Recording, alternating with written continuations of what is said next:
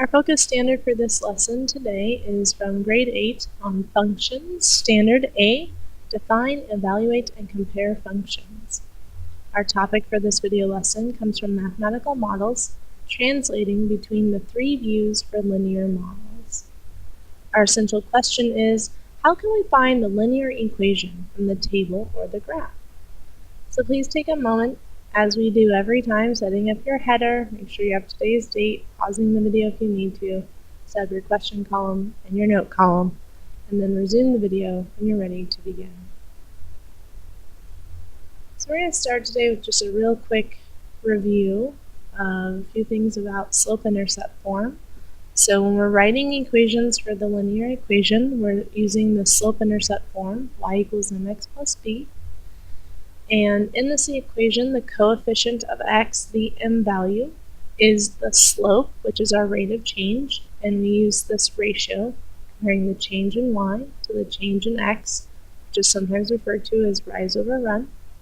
And the b value, the term that stands alone, is the y-intercept. And that is oftentimes referred to as the starting value.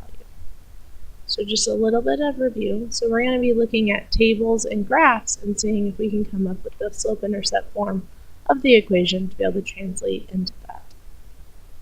So let's go ahead and look at our first one.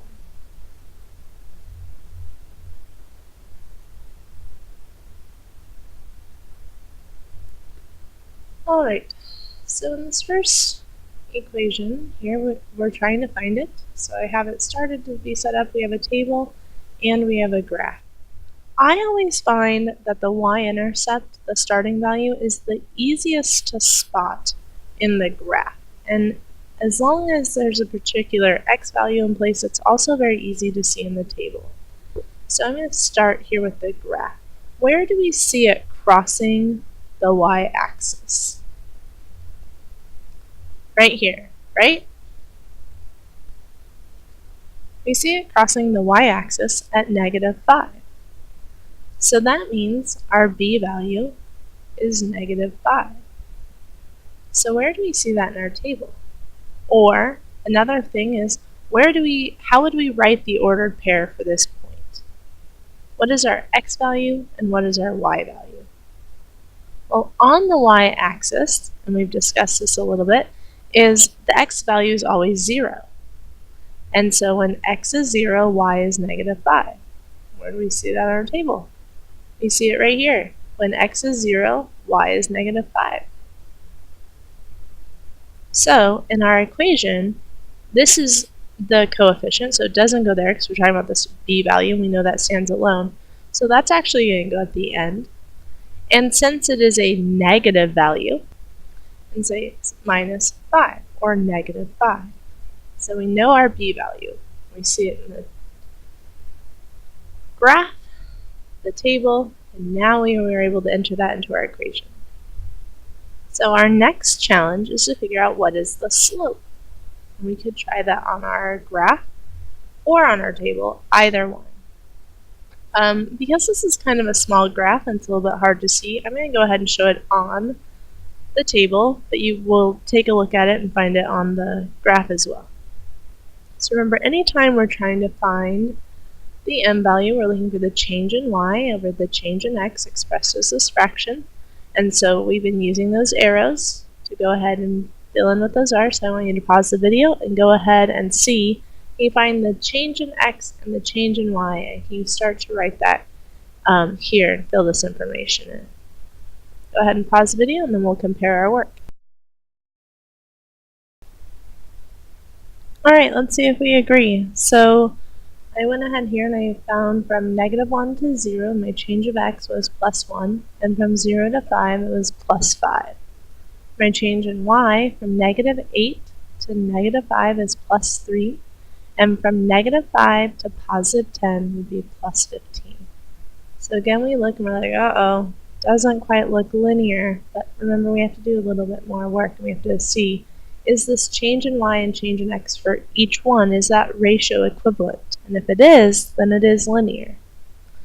So I've already filled that in. So our first one, our change in y was 3, and our change in x was 1, so I have 3 over 1. And for the second one, our change in y was 15, and our change in x was 5, so 15 over 5. So what do you think? Are these equivalent? This is almost in simplest form. 3 over 1, 3 divided by 1 is 3, and 15 over 5, well, that can also be reduced if we divide both of these by 5, we get 3 over 1. Or if we take 15 divided by 5, we also get 3. So all of these are equal to 3. So our m value in its most simplified form, we actually don't need the fraction. We're going to use the whole number coefficient. We're going to use 3. So it's 3x minus 5. That would be our equation. So now we've identified our y-intercept. Our b value is -5. We know from the table that our slope is 3, and we put that into our equation. We just want to make sure that we agree that it is also that here in our equation, on our graph. So let's see if we can find that. We're saying that y increases 3 for every x value increasing by 1. So maybe let's pause the video and you go ahead and try and find it on this graph, and I will go ahead as well, and then we'll see how our work compared. So you can see here I've removed this circle that was around the y-intercept of -5 because I want to be able to draw in these slope triangles. So we can see that from -5 it's going over 1, which over to the right is horizontal, so that's our x, and then it goes vertically up 3, and vertical is our y-axis, our change in y, so that's 3. It keeps doing that. Over 1, up 3, over 1, up 3, and I didn't draw them all in, but we could keep going. Over 1, up 3, over 1, up 3. So there is where we see our slope. So we've just taken an equation and a table of a linear relationship, and we found the slope and the y-intercept to be able to translate that into our equation. So our final equation for this linear relationship would be y equals 3x minus 5. Let's go ahead and take a look at one more. So here's our next one. Again, we have a graph, and we have a table, and we want to come up with the equation in the slope-intercept form. So go ahead and see if you can find the y-intercept, the b value, in both the graph and in the table. And then we'll compare our work. So I would go ahead and say that the y-intercept is 2, the b value is 2, and I can see that on the graph because it's intersecting the y-axis at 2. And I can see it on the table because here's a place where we have when x is 0, y is 2, and that's actually the ordered pair for this point, 0, 2. So let's go ahead and write that into our equation, and since it's a positive 2, we're going to go ahead and write plus 2.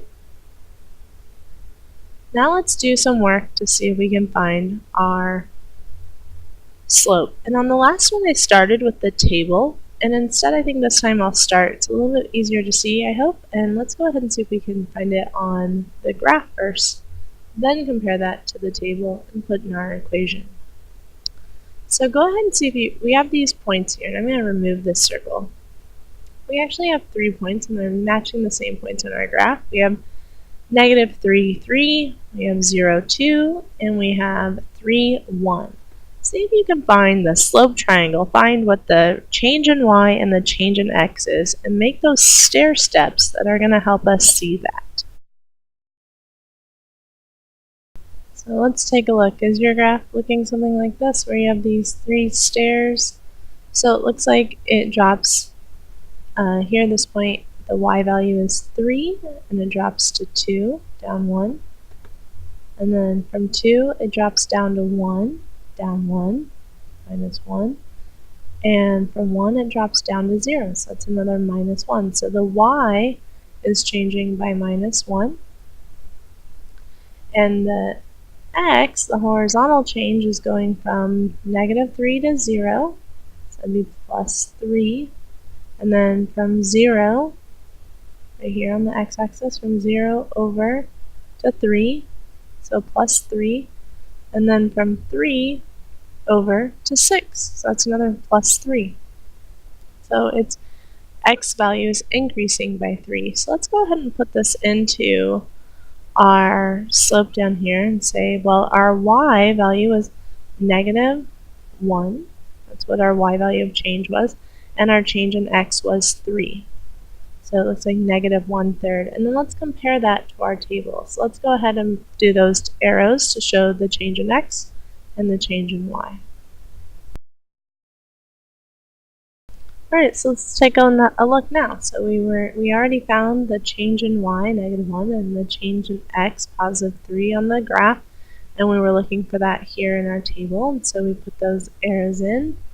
Looks like the x on both of these is changing by +3, and for the y, both of them are changing. Oops, mislabeled that. It's not increasing by 1, it's subtracting 1. From 2 to 1 is -1. So that does match. So our change in y on our table was -1, and our change in x on the table is also 3. These are definitely equivalent. The way you're going to typically see it, though, is even though it's our y that's -1, we're actually going to put that negative out front. And we'll put 1 in the numerator and 3. So the value is the same. -1 divided by 3 is still a -1/3. And so we put that right out front. So for our equation. So our equation is going to be -1/3 for our slope, x plus 2. And that +2 came from our y-intercept of 2. So there we have it. We've taken it from our graph and our table, and we've translated into the slope-intercept form of the equation, and we made the equation y equals -1/3 x plus 2. And that is going to conclude our video for today. Please make sure that your notes are complete and come ready in class to do more work with slope-intercept form and translating between the 3 views.